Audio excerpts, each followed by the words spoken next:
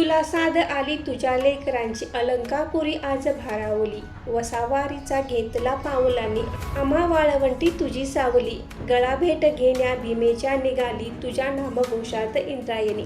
नमस्कार मैत्रिणींनो, श्री स्वामी समर्थ. येत्या शनिवारी 25 जुलैला आहे आषाढी एकादशी. आषाढी एकादशी निमित्त आपण घरच्या घरी विठ्ठलाची अगदी साध्या सोप्या पद्धतीने पूजा कशी करू शकतो, यासाठी कोणते साहित्य लागते, त्याचबरोबर आपण आषाढी एकादशीला कोणत्या सेवा कराव्यात आणि कोणत्या चुका आपण या दिवशी टाळायच्या आहेत, याची संपूर्ण माहिती आपण आजच्या व्हिडिओमध्ये घेणार आहोत. तर व्हिडिओ स्किप न करता शेवट पण नक्की बघा. नमस्कार, मी सारिका भक्ती विश्वमध्ये तुमचे मनापासून स्वागत करते. आषाढी एकादशी म्हटलं की डोळ्यासमोर येते ती आषाढी वारी आणि आषाढी एकादशी दिवशी असलेला पंढरपुरातील भक्तीचा महासागर.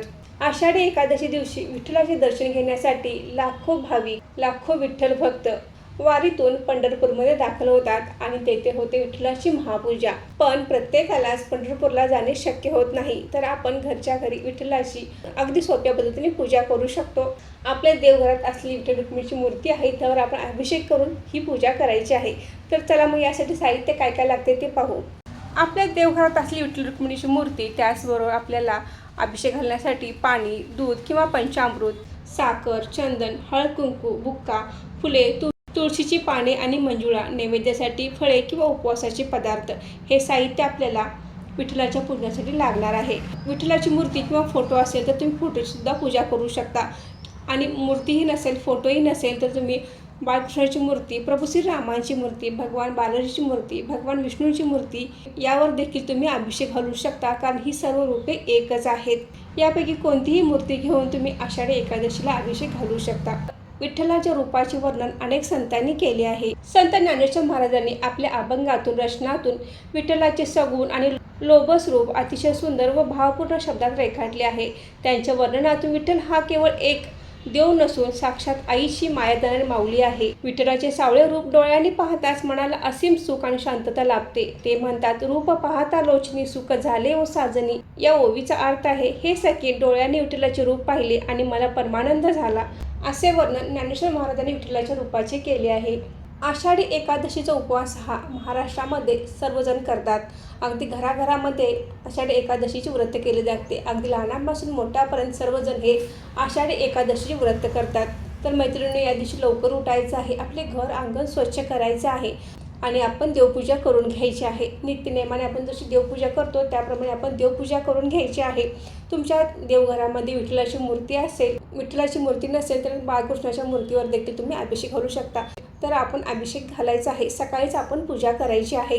तर हा अभिषेक तुम्ही शुद्ध पाण्याने, दुधाने किंवा पंचामृताने घालू शकता. शक्यतो आपण वर्षातून एकदाच असा अभिषेक आपल्या देवघरामध्ये घालत असाल तर पंचामृताने अभिषेक घाला. अभिषेक घालत असताना आपण ओम नमो भगवते वासुदेवाय, ओम नमो भगवते वासुदेवाय या मंत्राचा जप करू शकता. किंवा तुम्ही विठ्ठल विठ्ठल जय हरी, विठ्ठल विठ्ठल जय हरी किंवा रामकृष्ण हरी जरी म्हटला आणि अभिषेक घातला तरी देखील चालेल. विठ्ठल रुक्मिणीच्या मूर्तीला अभिषेक घालण्या अगोदर सर्वप्रथम दिवा प्रज्वलित करून घ्यायचा आहे. दिव्याची पूजन करून अभिषेक घालायचा आहे. विठ्ठल रुक्मिणीची मूर्ती एखाद्या तामणात किंवा ताटात घेऊन आपण हा अभिषेक घालायचा आहे.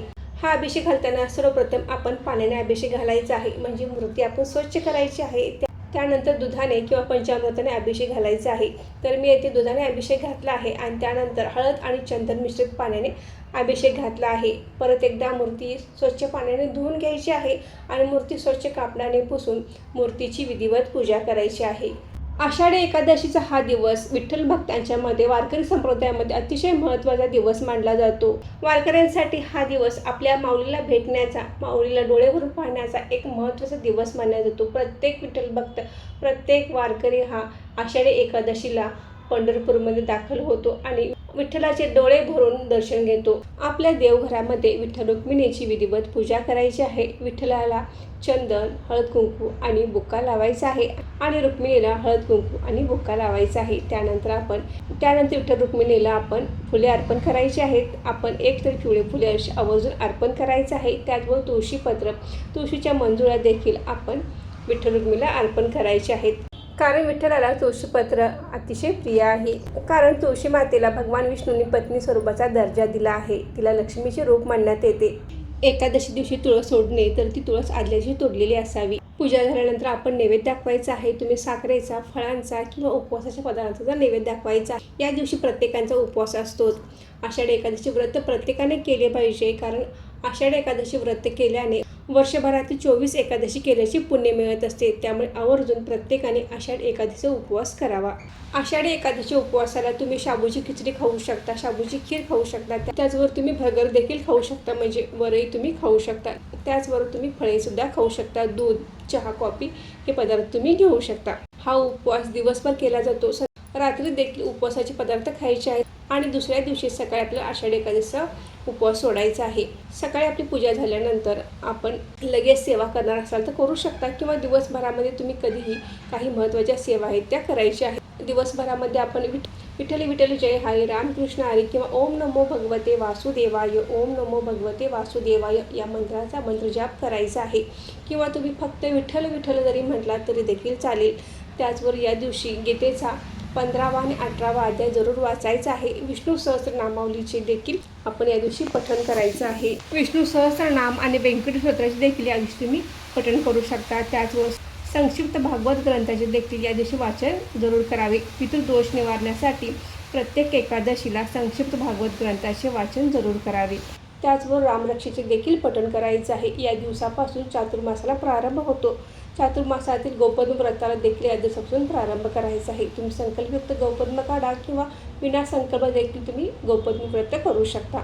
आषाढ एकादशी दिवशी काही महत्त्वाच्या गोष्टी टाळायच्या आहेत. आपण तुळशीची पूजा करता असताना या दिवशी तुळशीला पाणी अर्पण करायचं नाही, कारण तुळशीची सुद्धा निर्जला एकादशी असते. त्याचबरोबर आपण तुळस तोडायची नाही.